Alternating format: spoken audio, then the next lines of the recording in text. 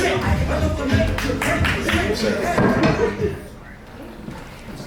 never met my grandfather. He died before I was born. My mom says that I have his hair, which is good because he never lost it. Even when he went through chemotherapy, he never lost his hair. I think that's a bad way to remember someone. Like, yeah, he died of cancer, but he looked great doing it. Also, I think that might be an indication that the chemo wasn't working. Maybe try something else instead of just admiring his hair. Like, the one thing that everybody knows about chemotherapy is that your hair falls out, and they're sitting back like, yeah, that man's hair was legendary. And legends never die. Yeah. I kind of wish, he was around now, because medical technology is getting so good, maybe we would have been able to save him. Like, for example, a company that I used to work for is curing cancer with the AIDS virus. You gotta be pretty brave to sign up for that stuff. Like, if you're willingly injecting yourself with AIDS, things aren't going great. Right? And also, that shit better fucking work. Like, if I die and I don't have an opportunity to explain why there's AIDS in my body, I'm gonna be pretty pissed. My boys are gonna be at my funeral like, I knew he was gay. I just didn't know how gay he was. I used to be a scientist, and whenever I say that, people always ask me what type of scientist I was. And I normally just respond with whatever type of scientist helps me win the argument that I'm currently having. I was in an argument with a woman, and I uttered the phrase, "Trust me, I'm an organic chemist." I failed organic chemistry twice in college. But I know enough buzzwords to win the argument against the hairstylist I was having it with. Yeah. I like talking about being a scientist, but my brother, he always makes fun of me whenever I bring it up.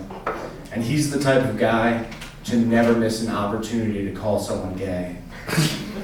So when I was talking about a project I was working on, he said, "Yeah, I bet you guys test cum with your mouth for that." And I said, "That's ridiculous. We use litmus paper. Test for alkalinity. It's basic."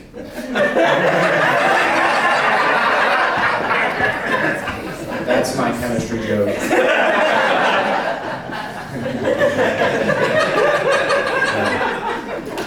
My least favorite project when I was a scientist was the COVID vaccine. Big fans. Yeah. I didn't like it because when I was working on it, there was an immense pressure to get vaccinated. And I wasn't going to get vaccinated, but one day I was in the lab and I accidentally got some of the untested vaccine in my eye. You can't really come back from that mistake.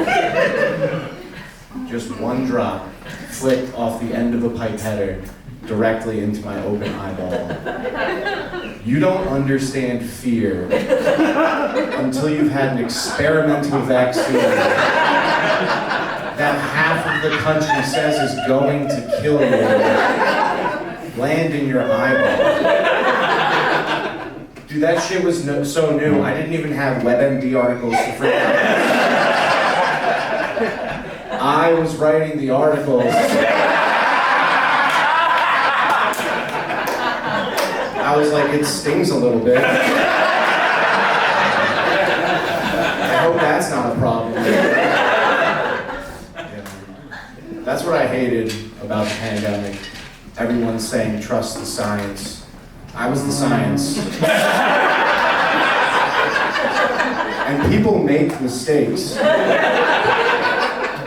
Like, for something that was supposed to save the world, there were a surprising amount of times where I was like, that's probably good.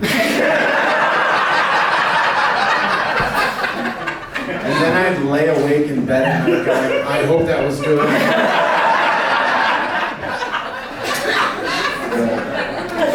Dramatic, I know. I'm at a weird age right now. I'm at an age where a lot of my friends are getting married, so I've been going to a lot of bachelor parties. And the thing I hate about bachelor parties is everything is way too expensive. And the shittiest part about my friends is they all make so much more money than me.